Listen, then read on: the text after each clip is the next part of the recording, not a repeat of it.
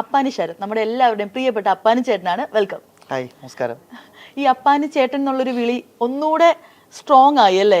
എല്ലാവരും അപ്പാനി ചേട്ടാന്ന് അങ്ങനെ വിളിക്കുന്നത്. ഇപ്പൊ ബിഗ് ബോസിൽ ഈ ഒരു വീക്കായിട്ടുള്ള ഏറ്റവും ട്രെൻഡിങ് ആയിട്ട് പോയത് മോർണിംഗ് ടാസ്കിൽ ബിന്നി പറഞ്ഞ സ്റ്റേറ്റ്മെന്റ്സ് ആണ്. അനുവിന്റെ PR 16 ലക്ഷം അപ്പാനി ചേട്ടന്റെ അതേ PR ആണ്, അതുകൊണ്ടാണ് അപ്പാനി ശരത് ഔട്ടായപ്പോ അനു കരഞ്ഞത്. കുറെ സംഭവങ്ങൾ വീണ്ടും കോൺട്രവേഴ്സീസ് വന്നുകൊണ്ടിരിക്കുന്നു. ശരിക്കും എന്താണ്? ഫസ്റ്റ് എനിക്ക് ചോദിക്കാനുള്ളത്, ശരത്തേട്ടന് PR ഉണ്ടായിരുന്നു? എനിക്ക് PR ഇല്ലായിരുന്നു. ഞാൻ ഇവിടെ PR കൊടുത്തിട്ടല്ല പോയെ. അതിന് കാരണം എന്ന് വെച്ച് കഴിഞ്ഞാൽ ഓൾറെഡി അറിയാലോ, ഞാൻ നിങ്ങൾക്കിടയിലുള്ള ഒരാൾ തന്നെയാണ്. എന്നെ സിനിമയിലൊക്കെ നിൽക്കുന്നതുകൊണ്ട് കുറച്ചധികം നല്ല സുഹൃത്തുക്കളുണ്ട്, നമുക്ക് മീഡിയ പേഴ്സൺസ് ഉണ്ട്. അപ്പൊ അവരുടെയൊക്കെ സപ്പോർട്ട് ഉണ്ടാകും എന്നുള്ളൊരു വിശ്വാസം എനിക്ക് ഉണ്ടായിരുന്നു. പിന്നെ PR കൊടുത്തിട്ട് അങ്ങനെ ഒരു പരിപാടിക്ക് വേണ്ടി സിനിമയാണെങ്കിൽ ഓക്കെ, എൻ്റെ ആണെങ്കിൽ സിനിമ ഇറങ്ങുമ്പോൾ ഓൾറെഡി പ്രൊമോഷൻ നമ്മൾ ചെയ്യാറുണ്ട്. ഇതിന് വേണ്ടിട്ട് അങ്ങനെ PR ഒന്നും കൊടുത്തില്ല. PR കൊണ്ട് മാത്രം ഒരാൾക്ക് അവിടെ പിടിച്ചു നിൽക്കാൻ പറ്റുമോ? PR കൊണ്ട് മാത്രം ഒരാൾക്ക് അവിടെ പിടിച്ചു നിൽക്കാൻ സാധിക്കില്ല. പക്ഷെ PR കൊടുക്കുന്നതിൽ തെറ്റുണ്ട് എന്ന് എനിക്ക് തോന്നുന്നില്ല. കാര്യം ഇത്രേ ഉള്ളൂ, ആർക്കാണ് അവിടെ PR ഇല്ലാത്ത? ഒരാളെ പറ. എല്ലാവർക്കും PR ഉണ്ട്. അനീഷ് എല്ലാവർക്കും PR ഉണ്ട്. ഞാൻ ചോദിക്കട്ടെ, ഞാൻ അവിടെ മത്സരിക്കാൻ പോയപ്പോ എന്നെ ഇഷ്ടപ്പെടുന്ന ആൾക്കാരുണ്ടാവും, എന്റെ സുഹൃത്തുക്കൾ ഉണ്ടാവും, ഞാൻ പറഞ്ഞല്ലോ, ഞാൻ ഇൻഡസ്ട്രിയിൽ വന്നതിന് ശേഷമുള്ള എന്റെ മീഡിയ സുഹൃത്തുക്കൾ ഉണ്ടാവും, എന്റെ ഫാമിലി. ഇവരെല്ലാരും നിൽക്കുന്ന എന്തിനാണ്? എന്നെ ജയിപ്പിക്കുക, എനിക്ക് വോട്ട് കിട്ടുക, അല്ലെങ്കിൽ അകത്ത് നടക്കുന്ന കണ്ടന്റുകൾ കുറച്ചുകൂടി ജനങ്ങളുടെ ഇടയിലേക്ക് എത്തിക്കുക. അപ്പൊ ഇത് ചെയ്യുന്ന എല്ലാരും ഇത് ചെയ്യുന്നുണ്ട്. അതൊരു PR സൈഡ് തന്നെയാണ് അത് എല്ലാ അർത്ഥത്തിലും. ഇത്ര എമൗണ്ട് കൊടുത്തിട്ട് ഇത്ര ദിവസം നിർത്തിക്കാം അതൊന്നും ശരിയാണെന്ന് എനിക്ക് തോന്നുന്നില്ല. പക്ഷെ അകത്ത് നല്ല രീതിക്ക് പെർഫോം ചെയ്യുകയാണെങ്കിൽ അകത്തുള്ള പെർഫോമൻസ് കുറച്ചും കൂടി ജനങ്ങളുടെ ഇടയിലേക്ക് എത്തിക്കാനായിട്ട് അവരുടേതായ രീതിയിൽ PR ചെയ്യുന്നതിൽ അത് അല്ലാതെ ആൾക്കാർ ചെയ്യുന്നുണ്ടല്ലോ. ബിഗ് ബോസ് മാത്രമല്ല, പുറത്തും ആർട്ടിസ്റ്റുകളാണെങ്കിലും കലാപരമായി നിൽക്കുന്ന എല്ലാ ആൾക്കാരും അവരവരുടെ പ്രോഡക്റ്റുകൾ ജനങ്ങൾക്കിടയിൽ എത്തിക്കാനായിട്ട് ചെയ്യുന്നുണ്ട്. ഈ ബിഗ് ബോസിൽ വരുമ്പോഴത്തേക്ക് ഈ PR ഏറ്റവും എനിക്ക് നെഗറ്റീവായിട്ട് പേഴ്സണലി ഫീൽ ചെയ്തത്, ഒരു കണ്ടസ്റ്റന്റിന്റെ PR മറ്റ് കണ്ടസ്റ്റൻസിനെ, അവിടെയാണ് പ്രശ്നം.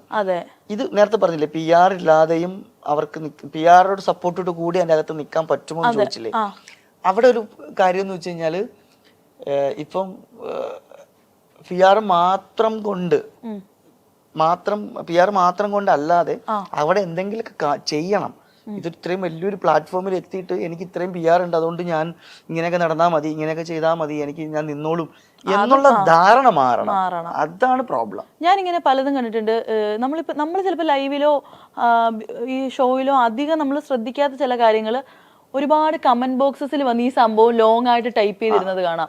ഇതൊരു കലോത്സവം അല്ലല്ലോ, ഒരു മത്സരം വേണം എല്ലാവർക്കും. പക്ഷെ അവരുടെ ടാലന്റിനെ ബൂസ്റ്റ് ചെയ്യാതെ വെറുതെ ഒരാളെ നിർത്തി ഇത്രയും ദിവസം നിർത്തിക്കുക എന്ന് പറയുന്നതിലാണ് പ്രോബ്ലം. നന്നായിട്ട് പെർഫോം ചെയ്യുകയാണെങ്കിൽ, ഇപ്പൊ എല്ലാവരും നന്നായിട്ട് ഗെയിം കളിക്കുന്ന ആൾക്കാരാണ്.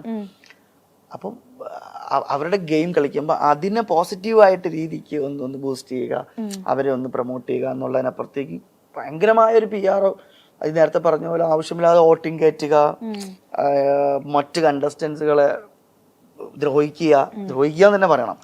അങ്ങനെയുള്ള കാര്യങ്ങൾ ചെയ്യുമ്പോഴാണ് നമുക്ക് ഇവരോടൊക്കെ ഒരു മാനസികമായിട്ട് ഒരു വിദ്വേഷം തോന്നുന്നത്. ആരുടെയെങ്കിലും PR അപ്പാനി ചേട്ടനെ ദ്രോഹിച്ചിരുന്നോ? എന്നെ ദ്രോഹിച്ചൊന്നുമില്ല. എന്നെ ദ്രോഹിക്കാൻ അങ്ങനെ ദ്രോഹിക്കാനൊന്നും, നെഗറ്റീവ് ആക്കാൻ അത് പിന്നെ ഒത്തിരി. അത് മനസ്സിലാക്കിയോ ആരുടെ PR ആണ്? ആരുടെയൊന്നുമില്ല, ആരുടെയൊക്കെയോ PR അങ്ങനെയൊന്നുമില്ല. അത് സംഭവിക്കും. ഞാൻ ഔട്ടായി പുറത്ത് വന്നതിന് ശേഷം എന്റെ ഫാമിലി ആണെങ്കിലും എന്റെ കൂടെ നിൽക്കുന്നവരൊക്കെ എന്നോട് ഒരുപാട് കാര്യങ്ങൾ ചൂണ്ടിക്കാണിച്ചു. ഇതിങ്ങനെ വന്നതാണ്. നമ്മൾ നേരത്തെ പറഞ്ഞ പോലെ ഈ പറയുന്ന മനസ്സാ വാച അറിയാത്ത കാര്യങ്ങൾ ഈ പറയുന്ന കമന്റിലൊക്കെ എഴുതിയിടുന്നു. അപ്പൊ ഒരു 10 പേര് ഒരു കമന്റ് വായിച്ചു കഴിഞ്ഞാൽ ഒരാളെങ്കിലും വിചാരിക്കും ഇത് സത്യമാണ്, അയാൾ പിന്നെ മൗത്ത് പബ്ലിസിറ്റിയിൽ 10 പേരോട് പറയും. മറ്റൊരു കാര്യം ഞാനിപ്പം ഏറ്റവും കൂടുതൽ ശ്രദ്ധിച്ചതാണ്, അതായത് ഒരു പോസ്റ്റ് വന്നാൽ അതിന്റെ താഴെ ഒരു 100 കമന്റ് ഒറ്റ സെക്കൻഡിൽ നെഗറ്റീവ് മാത്രം വരും. ഈ നെഗറ്റീവ് വരുന്ന കമന്റുകൾ നമ്മൾ ആരുടെ അക്കൗണ്ടിൽ നിന്നാണ് എടുത്ത് നോക്കിക്കഴിഞ്ഞാൽ അത് ഫേക്ക് അക്കൗണ്ട്, ഒരു ഫോളോവേഴ്സ് ഇല്ലാത്ത ഫേക്ക് അക്കൗണ്ട്. അപ്പം ഇത് 100 പേരല്ല, ഒരാളാണ്. എവിടെയോ ഇരുന്ന് ഒരാളാണ് 100ഉം 1000ഉം 10,000ഉം കമന്റുകൾ ചെയ്യുന്നത്. ശരിയല്ല, ഒരാൾക്ക് ഒരുമിച്ച് എത്ര അക്കൗണ്ട് ഹാൻഡിൽ ചെയ്യാൻ പറ്റും? ഒരാളുടെ നിയന്ത്രണത്തിൽ ചെയ്യാൻ പറ്റുമല്ലോ. നിയന്ത്രണത്തിൽ, അതെ, ഒരു ഏജൻസി പോലെ അല്ലെങ്കിൽ ഒരു ടീം അല്ലേ? ഇപ്പം അതിന്റെ ഇടയിൽ വിരലിൽ ഉണ്ടാവുന്ന കുറവ് കമന്റുകൾ മാത്രമേ വരുള്ളൂ. ഒരു അത് കാണിച്ച് ശരിയായില്ല, തെറ്റാണ്, ഇത് വരുള്ളൂ. തെറി പറയുന്നതും മോശം പറയുന്നതും എല്ലാം തന്നെ ഫേക്കുകളാണ്. ഫേക്ക് അക്കൗണ്ടിൽ നിന്നാണ് അങ്ങനത്തെ കമന്റുകൾ വരുന്നത്. ഇപ്പൊ ഈ അനുവിന്റെ കേസ് പറഞ്ഞപ്പോ നമ്മൾ നേരത്തെ പറഞ്ഞു PR ആയിട്ട് പല രീതിയിലും പൈസ കൊടുത്ത് മാത്രമല്ല, നമ്മുടെ റിലേറ്റീവ്സ് ആണെങ്കിൽ അതിനെയൊക്കെ അങ്ങനെ നോക്കാമെന്ന് പറഞ്ഞു. പക്ഷെ ഇപ്പൊ അനുവിന്റെ കേസിൽ വന്നേക്കുന്ന വെച്ച് കഴിഞ്ഞാൽ ആദ്യമായിട്ട് നമ്മൾ ബിഗ് ബോസിൽ എല്ലാ സീസണിലും PR എന്നുള്ളൊരു വാക്ക് കേൾക്കാതെ പോകുന്ന സീസൺസ് ഇല്ല. പക്ഷെ ഈ ഒരു എമൗണ്ടിന്റെ കണക്ക് വരെ പറഞ്ഞിട്ടുള്ള ഒരു സീസൺ ഇത് ആദ്യമായിട്ടാ. അപ്പോ ബിന്നി പറഞ്ഞ സ്റ്റേറ്റ്മെന്റിനോട് യോജിക്കുന്നുണ്ടോ? അത് റിയൽ ആണെന്ന് ഫീൽ ചെയ്യുന്നുണ്ടോ? PR ഒരുപാട് പേര് പറയുന്നു അത് റിയൽ ആണ്, PR ഉണ്ട്. അനു തന്നെ അവിടെ സംഭവിച്ചു, അനു PR കൊടുത്തിട്ടുണ്ട് എന്നാലും സംഭവിച്ചിട്ടുണ്ട്. പിന്നെന്താണ് കുഴപ്പം? എനിക്ക് ക്ലാരിറ്റി വരുത്തേണ്ടത് ഒരു കാരണവശാലും ഞാൻ ബിഗ് ബോസിൽ പോയപ്പോ ഞാനൊരു PR ടീമിനെ ഏൽപ്പിച്ചിട്ടല്ല പോയത്. ഒരുപക്ഷെ ഞാൻ അങ്ങനെ നേരത്തെ പറഞ്ഞതുപോലെ അങ്ങനെ ഒരു PR ഒക്കെ ഞാൻ കൊടുത്തിട്ടുണ്ടായിരുന്നെങ്കിൽ എനിക്ക് ഇത്രയും കമന്റുകളും അല്ലെങ്കിൽ ഇത്രയും കാര്യങ്ങളും വരും. എനിക്ക് എന്താ നല്ലൊരു PR കൊടുത്തിട്ട് എനിക്ക് 100 ദിവസം നിർത്തിയിട്ട് വരാൻ എനിക്ക് അറിഞ്ഞുകൂടാത്തോണ്ടാണ്. അതൊക്കെ ചെയ്യാൻ പറ്റും, പക്ഷെ ഞാൻ ചെയ്തിട്ടില്ല. അങ്ങനെ എല്ലാവരും അവരവരെ രീതിയിലുള്ള പ്രൊമോഷൻസ് ഒക്കെ ഏൽപ്പിച്ചിട്ട് തന്നെയാണ് പോയത്. ഞാൻ ചെയ്തിട്ടില്ല എന്നല്ല, ഞാൻ ചെയ്തു. എന്താണ്, എൻ്റെ എന്തെങ്കിലും നല്ല കണ്ടന്റുകളൊക്കെ വരുമ്പോൾ എൻ്റെ അക്കൗണ്ടിൽ ഇടണം, എൻ്റെ സോഷ്യൽ മീഡിയയിലൊക്കെ സജീവമായിട്ട് നിൽക്കണം. അത്ര മാത്രമേ നമ്മളെ ഭാഗത്ത് ഉണ്ടായിട്ടുള്ളൂ. അല്ലാണ്ട് ഇങ്ങനെ ഒരു പൈസ കൊടുത്തുള്ള ഒരു ഇല്ല, അങ്ങനെ ഞാൻ ചെയ്തിട്ടില്ല. കഴിഞ്ഞ ദിവസം ഞാനിങ്ങനെ ബിന്നിയുടെ PR നല്ല വർക്ക് കിടക്കുന്നുണ്ടല്ലോ. നമ്മൾ ഈ കഴിഞ്ഞ ദിവസം ഞാൻ ഇങ്ങനെ ഒരു വീഡിയോ ഉണ്ട്, നമ്മുടെ സിജോയുടെ ഒരു വീഡിയോ ആയിരുന്നു. ഒരാളെ ഇങ്ങനെ നിർത്തിയിട്ട് പറഞ്ഞു, ദേ ഇതാണ് അനുമോളുടെ PR, കഴിഞ്ഞ തവണത്തെ ജിൻഡോയുടെ PR ആയിരുന്നു. കണ്ടിരുന്നോ അങ്ങനെ ഒരു വീഡിയോ? അങ്ങനെ ഒരു സ്റ്റേറ്റ്മെന്റ്, അങ്ങനെ എന്തെങ്കിലും ന്യൂസ് അറിഞ്ഞിട്ടുണ്ടായിരുന്നോ? ന്യൂസ് അറിഞ്ഞു, ഞാൻ വീഡിയോ കണ്ടില്ല.